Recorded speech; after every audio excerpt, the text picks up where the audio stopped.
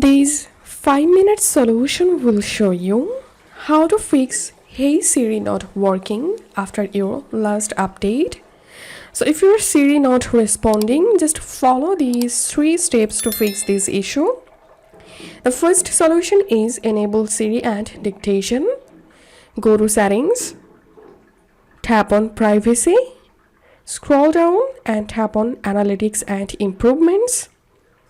Enable share iPhone analytics, and here you'll get improve Siri and dictation option. So enable it and then check the issue. And the second solution is reset Siri. Tap on Siri and search. Tap on Siri and dictation history. Tap on delete Siri and dictation history. Once you delete, it's time to disable listen for Hey Siri. Once done, again set up Hey Siri and then check the issue.